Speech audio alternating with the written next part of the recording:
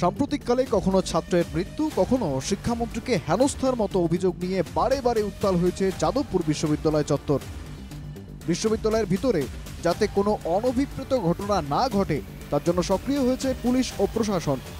সতর্কতামূলক ব্যবস্থা হিসেবে এবার বিশ্ববিদ্যালয় চত্বরে পুলিশের আউটপোস্ট তৈরির প্রস্তাব কলকাতা পুলিশের সদর দপ্তরের। জানা গিয়েছে, যাদবপুর বিশ্ববিদ্যালয়ের রেজিস্ট্রারকে এ বিষয়ে চিঠি দেওয়া হয়েছে। যাদবপুর বিশ্ববিদ্যালয়ের মধ্যে 24x7 পুলিশ আউটপোস্ট তৈরি হবে। পুলিশ আউটপোস্টে সর্বক্ষণ থাকবেন পুলিশ আধিকারিকরা। আউটপোস্টটি নিয়ন্ত্রণ করা হবে যাদবপুর থানা থেকে। বিশ্ববিদ্যালয়ের সবুজ সংকেত মিললেই আউটপোস্ট তৈরি করার কাজ শুরু হবে। তবে কলকাতা পুলিশের এই চিঠি নিয়েই প্রশ্ন উঠছে, কারণ শিক্ষা প্রতিষ্ঠানের আভ্যন্তরীণ শৃঙ্খলা রক্ষার ভার কর্তৃপক্ষেরই। তাই বিশ্ববিদ্যালয় ক্যাম্পাসের ভিতরে কিভাবে পুলিশ আউটপোস্ট তৈরির প্রস্তাব দেওয়া হলো তা নিয়ে প্রশ্ন উঠছে। পুলিশের এই প্রস্তাব নিয়ে ছাত্র সংগঠনগুলির মধ্যেও রয়েছে মতভেদ।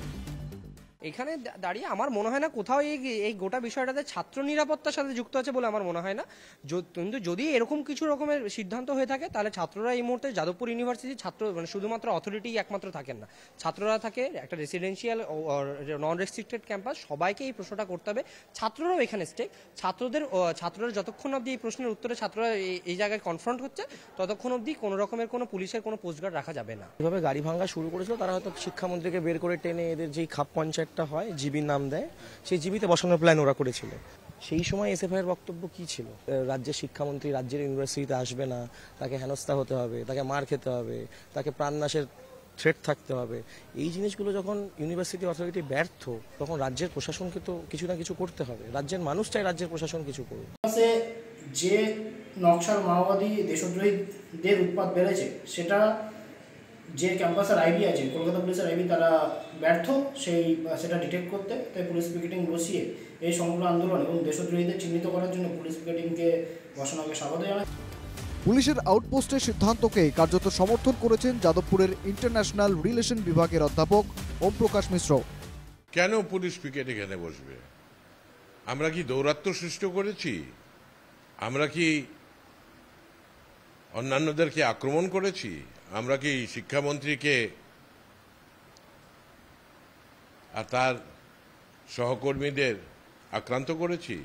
আমরা কি বিশ্ববিদ্যালয়ের প্রফেসরদের উৎপীড়ন করেছি? এই উত্তরগুলি যদি ইয়েস হয় তাহলে সেই কারণের জন্যই হয়তো পুলিশ এটা রিকোয়েস্টটা পাঠিয়েছে বিশ্ববিদ্যালয়। যাদবপুর বিশ্ববিদ্যালয়ে পুলিশের আউটপোস্ট তৈরির সিদ্ধান্ত নিয়ে মুখ খোলেনি জুটা। সংগঠনের তরফে জানানো হয়েছে, লালবাজারের দেওয়া চিঠি হাতে পেলেই তবেই তারা বিষয়টি নিয়ে মন্তব্য করবে।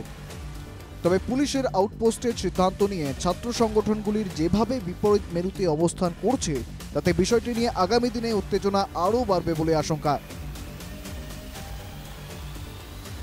Bureau report, NKTV Bangla.